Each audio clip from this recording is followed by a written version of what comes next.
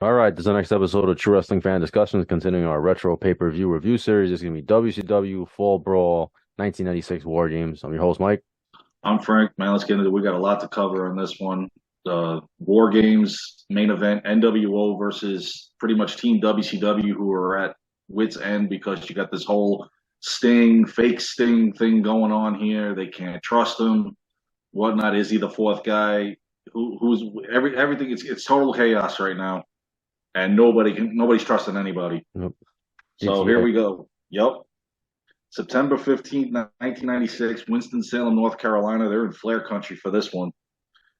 You had Tony Schiavone, Dusty Rhodes, and Bobby the Brain Heenan doing the commentary.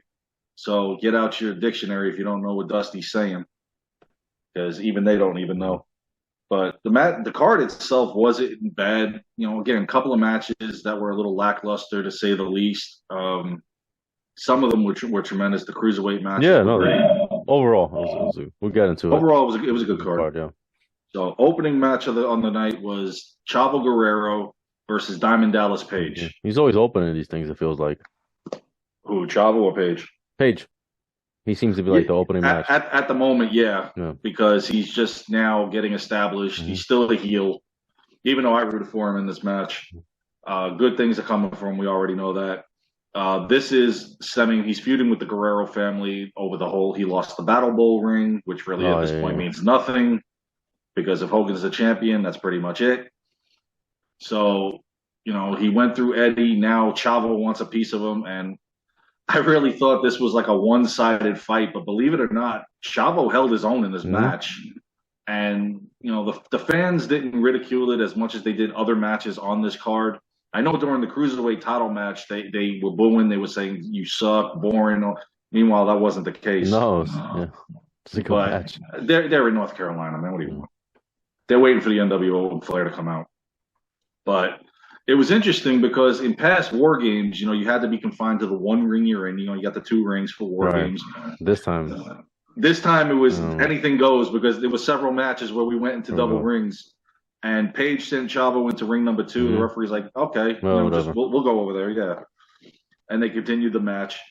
Paige had a very impressive, and I think this is where it probably started around this time too. That spinning power bomb that he Yeah. does. And man, did he catch Chavo. Half the time I thought he killed Chavo with Hmm. some of the moves that he was doing. But he didn't get the pin on him. Chavo was very resilient during this match. And of course, Page went for the diamond cutter. Chavo reversed it or tried to into a backslide pin. Page said, stepped on his foot. Boom, got the diamond cutter. Page is the victor. And, like I said, 1996 is going to end on a good note for him. 1997, that band's going to Hmm. take off. So Page gets the victory over Chavo. Take nothing away. Guerrero had a great match, and he's going to do good things in the cruiserweight division.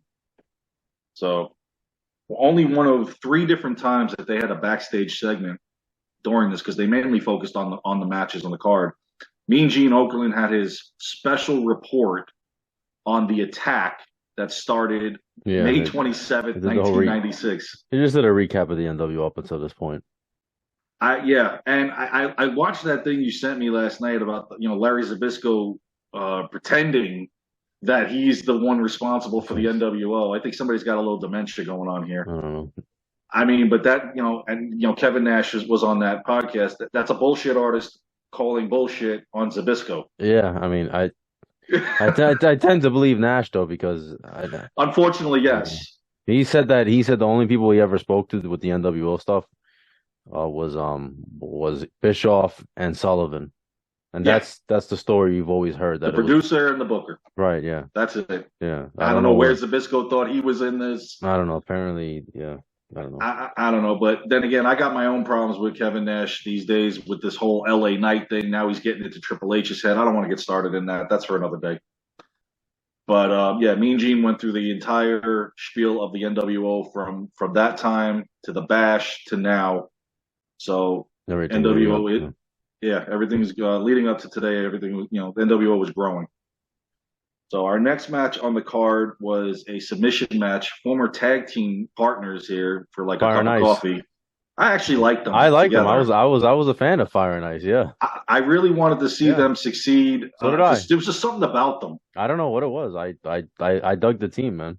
Yeah, I really. they They had good broke up. chemistry, and Yeah, then yeah, they broke up quick. I just didn't understand why they would have a submission match. These guys are powerhouses. We want to see these exactly. guys go at it. We don't want to see them in a submission match. And of course, Teddy Long's putting on the poundage there. You know, he's a little beefed up and stuff. Looking good though. Of course, Teddy Long's the manager of Ice Train. You got Scott Norton facing him. It was a shame that this was one of those many tag teams that between '95 and '96 they put them together and then they just split them up. Mhm. And unfortunately, this was one of the ones we liked. And a submission match of all things for these guys, it really didn't fit. A street fight would have been great, but I can mention several matches on this card that deserve a street fight. But in any case, we get a submission match, and it wasn't too bad a match, you know. And these guys, you know, they had quite a few submission matches, you know, submission holds in their arsenal here. It was pretty impressive. Teddy Long naturally, you know, getting on the apron, pretending he's going to throw in the towel. We already know he's not. Of course, the second time he got up on the apron, Scott Norton, you know, gets a hold of him, and that allowed Ice Train to apply a full Nelson, get him down, and Scott Norton tapped out. So Ice Train got the victory over Scott Norton here. But like I said, it's a shame that they broke these guys up, man. They could have been tag team champions. Would have been interesting them against the Outsiders to see how that would have went. But it is what it is. Moving on. For the next match, Mike Tenay joined the commentary team, one of two matches tonight. This match was actually for the AAA World Title, the Mexican World Championship. So yeah, they called it the Mexican World Championship.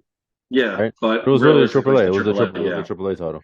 Yeah. But they had Tenay there because Tenay knew all of those guys. Oh, he knew all the moves. He knew all like cruiserweights and all that stuff. He studied New Japan and Mexico very heavily. That's why they had to bring him in, which is good. He complimented them.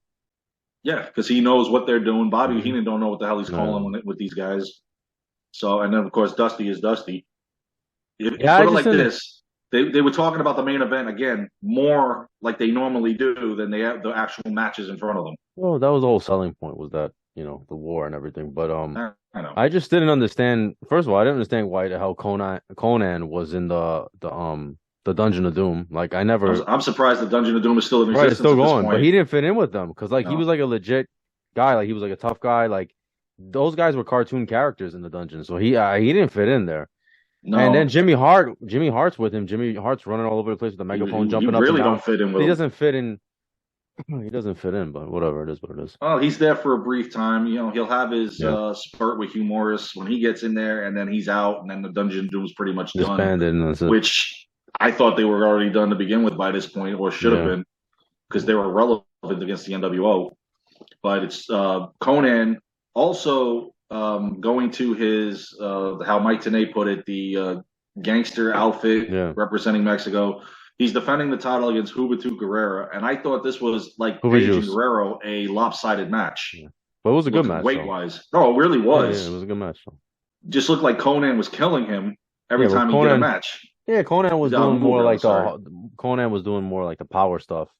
Booby Juice was doing the high flying stuff. Booby Juice. Yeah. the Juice. Man. Oh my God. That boy's a trip. But I mean, I dig the match. I thought Juventud Guerrera held in there with him. You know, Mike Tenay had said that these two guys know each other from being tag team partners, not so much singles competitors. Excuse me. And but like I said, the match was pretty good. Conan won with what he called a power drop, pretty much from the second or top turnbuckle, and got the pin there. But before that, everything he tried to do wasn't working. I mean, he slammed this guy from pillar to post and then some, and Hoobie was not kicking out. So we got some resilient cruiserweights here that are going to give some tremendous matches. But Conan keeps the title for the time being. I don't remember. I think it was sometime in '96 where they stopped defending that Mexican championship at this point. I don't remember. So it was only a few times they did it on a pay-per-view, mainly when he first came in. So. Our next match on the card was one of my favorites. Why? Because, you know, they go to WWE and they're still going to do it there too. Chris Benoit from the Four Horsemen versus Chris Jericho. And this is Jericho's first major pay-per-view appearance Yeah, he had just for the company. I think he had just debuted on Nitro around this time. I think. Yeah, How long was it? Yeah, I think yeah. so. It wasn't too long before this. Yeah, yeah. So a match, hey, they had confidence in Jericho. If you're going to put him in with Benoit at this point, you just got there. Oh, Jericho was seasoned. It's not like the guy had already been wrestling for years. Japan, Yeah, yeah, ECW, yeah. So he already and of they course knew he was Benoit, capable. same thing. Yeah, they knew he was Yeah. capable. The one thing that this to me became a slugfest. I don't know if you caught it when Benoit was on the outside. Jericho went off the top rope. He actually hit Benoit, and he caught him in the face, and you could hear the smack. And Benoit was holding it, a little bit of blood, nothing big, but every move after that, I think Benoit was giving him the receipt. Oh, Like you hurt me, now I'm going to hurt you, and it just felt that way every move that he did on Jericho, including how he won the match with the back suplex off the top rope. Didn't win it with a headbutt. He won it with the back suplex and got the pin on Jericho. But ever since Jericho did that move, I just felt that Benoit was a little bit more aggressive in the match than he normally is. I don't know. Jericho, I mean, has kind of like that realistic style. It kind of like stiff. His stuff looks legitimate. So I'm not sure, but either way, it was a good match. It really was. And of course, these guys, this is the first of many matches they're going to have in WCW and then, of course, in WWE later on in the next few years. So the next match on the card, like I said, they didn't do too much backstage stuff here. They mainly focused on the matches. Mike Tenay also joined the commentary again for this match. It was for the WCW Cruiserweight Championship. Rey Mysterio defending the title against Super Calo, which I thought was a little bit of a mismatch because it looked like Super Calo was giving up a little bit more weight than the division would normally allow. But what was also funny is Mysterio's coming out with the title, and he's still looking for Dean Malenko, even though he's got the belt.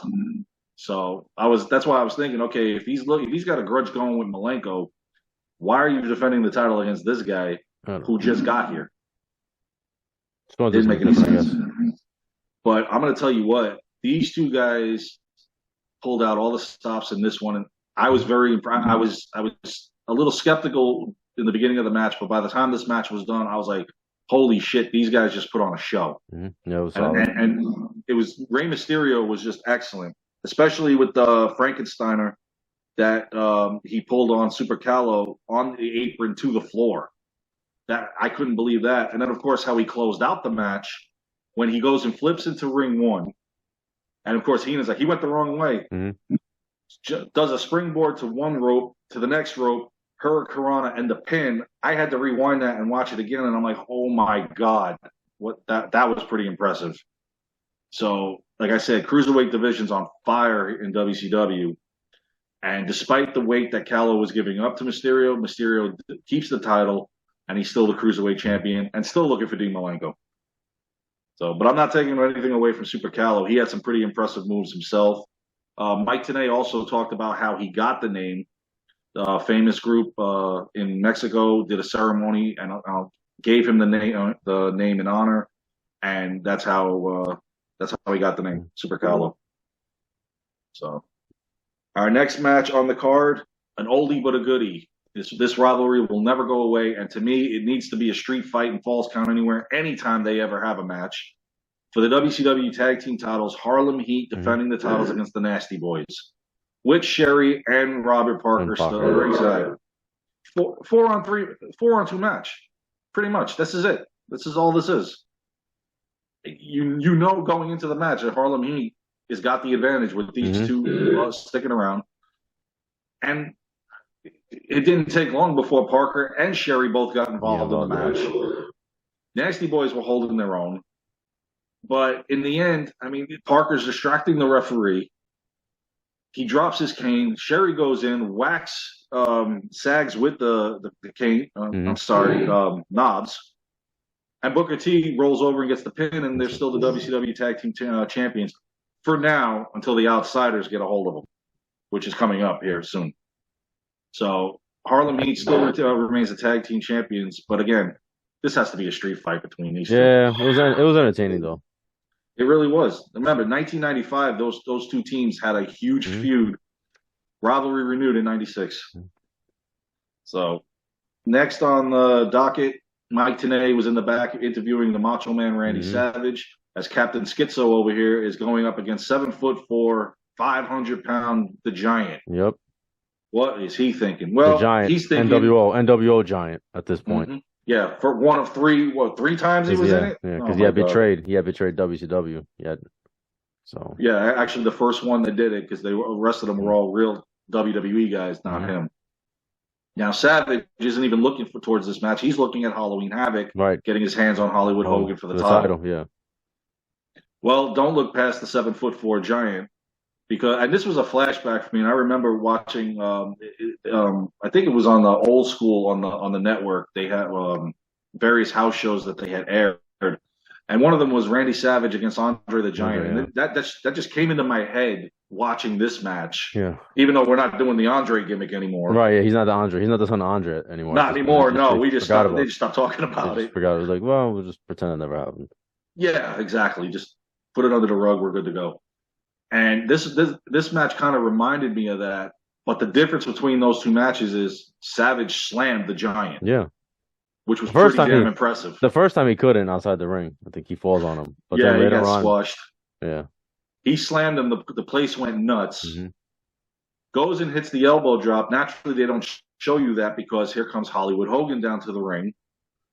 And damn Hollywood. He's taunting Savage. He chased Hogan down the aisle.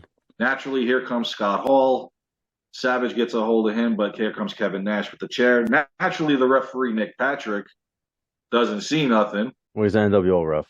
Naturally. Yeah, of course, put him in the main event, too. And they drag Savage back to the ring, and the Giant just pins him like he did anything to him, and the Giant beat Randy Savage, unfortunately. But, hey, NWO, they're going to do what they got to do. So, following that, Mike Tenay was in the back. He interviewed Ric Flair, Arn Anderson, and Lex Luger. They're unsure about because Sting. Well, remember what they showed before. They showed the whole thing with that Sting came out of the limo and attacked Luger, but it was obviously it wasn't Sting. It was NWO Sting.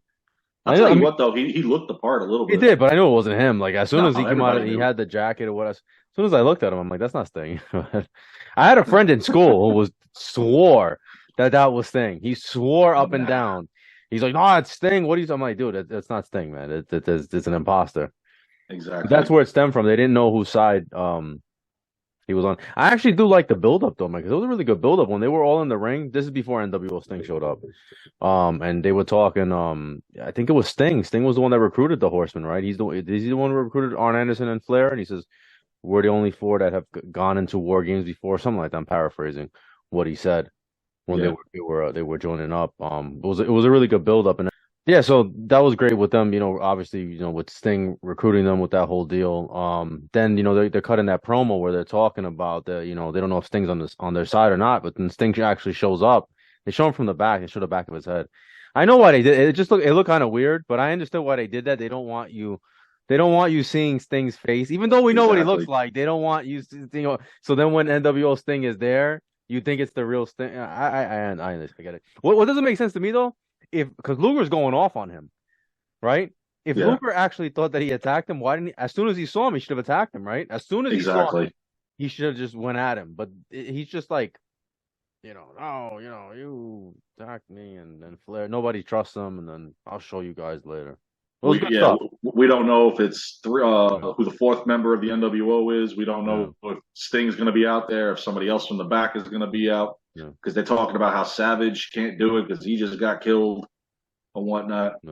But the War Games match itself, it started. They had the teams in the back, which was good because they probably all would have started the fight. Right. Period. It started with Arn Anderson and Scott Hall. And what's funny is, and I don't understand this, Nick Patrick is looking at Arn Anderson and goes, I can stop it right now, and ring the bell. And the announcer's like, what the hell is he talking about? You can't stop the match yet. It's not even the match hasn't technically started yet, you idiot. That's Nick Patrick for you. But the coin toss was won in the back, so we're led to believe that the NWO won the coin toss. Well, the heels always win. The heels always win the coin toss. Yeah. So obviously next out, here comes Kevin Nash. So now Arn Anderson's in a world of trouble. Next to follow, Lex Luger came out. He kind of jumped the gun at the 30-second mark, and Bobby Heenan is like, "The hell with it! This is war. Mm-hmm. Everybody get out here. What are you going to do? You're going to stop him from coming in the ring? He's already in there beating the hell out of everybody." And of course, then here comes Hulk Hogan, leaving the mystery of the fourth man, because naturally Hogan would be last. When Ric Flair came out, the place went apeshit, and Flair was just taking everybody out. And he even had the brass knucks and go for it, baby. Yeah, no, Flair was doing low blows. He was doing the low blows and everything. Yeah, we've said that fan favorite Ric Flair is weird to watch. Yeah, but he wasn't. Yeah, but the thing about this was he wasn't really a baby face. He was kind of acting like the heel too. Yeah, he was sort of an anti-hero. He was like, because remember, he's just the only reason he's even in this position is because of the NWO. It's the enemy of my, what is it? My enemy, yeah. He's my friend, because that's what it basically was. Yeah. Yeah, like I'll team with you tonight, but I'll stab you in the back tomorrow. Right. Now, the next one that came out was the NWO Sting, and the fans weren't buying it because they're chanting, "We want Sting." But the commentators were trying to sell us it up, that it was Sting. Because that's a Stinger splash. That's Sting. Yeah. That's definitely Sting. At least it wasn't the whole Black Scorpion thing. The Black Scorpion and the fake Sting. Remember? Oh, the Barry Windham thing back in the day. Well, this one was done a little better because at least from a side, Cobra. This was a Cobra. He actually he actually kind of looked like him because they got hair. Similar build. Mm-hmm. And he was wrestling. He was mimicking his moves almost perfectly. So now here comes Sting. The real Sting. Yep. Sting attacked the NWO. Now, mind you, while he's beating them all up, they're all standing in the other ring looking like, we're either going to leave you for dead or we can't believe what we're seeing. Mm-hmm. Then Sting goes over there, tells Luger, "Is that good enough? Yeah. Is that proof enough for you?" And then he flips him off. Yep. And then says, "Bye-bye." Yeah. And I was like, damn. And this will be the last time he'll be in the ring until Starrcade 97. He had enough. Now this is WCW turned their back on me, and I'm going into my crow phase. Yeah. So. Yeah, because he cuts the promo. I think it's the next week he cuts that promo. Yes. And then after that he becomes the Crow Sting, I think, if I remember correctly. Yeah, then they start showing him in the rafters and whatnot. He's silent. They can't get an interview with him. It was very well done. No, We've said this when we did Starrcade 97. The build up to the match was tremendous. Yeah. The execution of the match sucked. Wow. Mainly the ending. We could thank Hogan for that. All right. Yeah, and Brett. Well, that wasn't Brett's fault. They threw him in there. He was part of it. So, all right, fine, just Hogan them.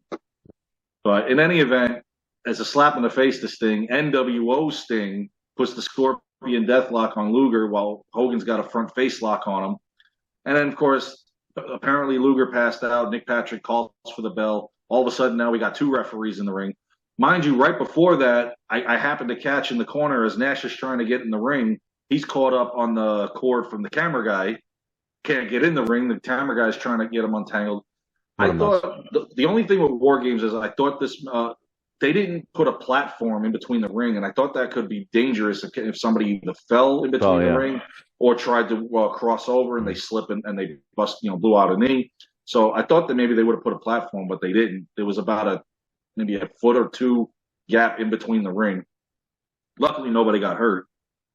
Now, besides the match being tremendous and actually being pretty good, it's the aftermath that was even better. Little dragged out, but better. Afterwards, the NWO attacks Luger, Flair, and Arn Anderson.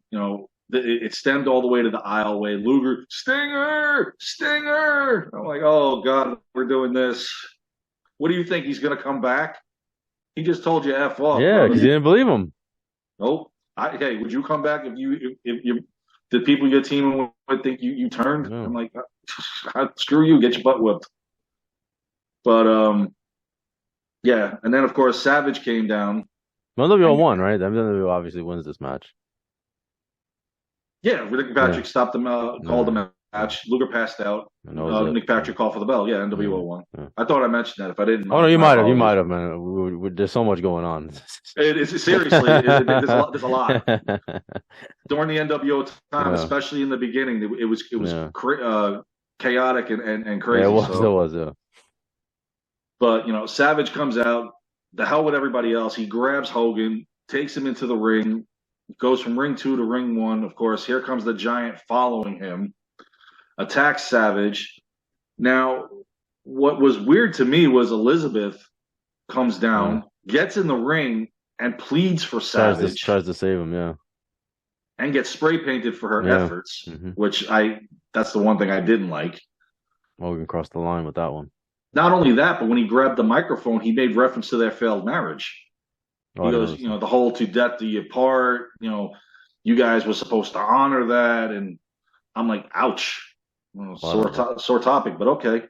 We're letting it all go here. And then, of course, he sprays Savage as well. Giant still choke slamming him. They're spitting in the camera. Yeah. Whether you like it or you don't. It's the best thing going today. Yeah. And then, thanks for the movie contract, brother. Yeah. That was the Giant said that. The Giant was bad on the mic, though, man. Yes, he was. He was green. He was still green. We got to cut him some slack. He's been there a year almost at this point, so yeah.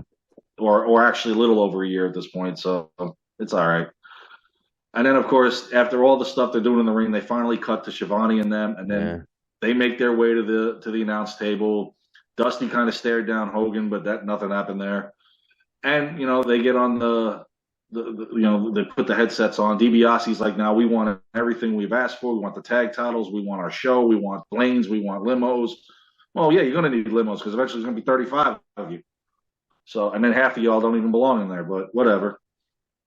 But that's pretty much how it closed out. And every pay-per-view pretty much from here on out is going to close out just about the same way. Yeah. Nitros as well. No, it was good. The heels went over. I just thought the ending dragged a little bit because there was still so much time remaining from the end of the match. There was still a lot of time. So they had to drag it out with the end of stuff. But it was fun. It worked. I liked it. It was entertaining. It really was. Yeah. So overall, I guess the pay-per-view was a good pay-per-view. It wasn't bad. I wouldn't say no. This was one of the better Fall Brawl main event war game matches. Yeah. Even overall, next one kind of weak, but this one was pretty good. Yeah, absolutely. All right, that's our review. Please like, comment, share, subscribe. We'll see you guys soon. Take care.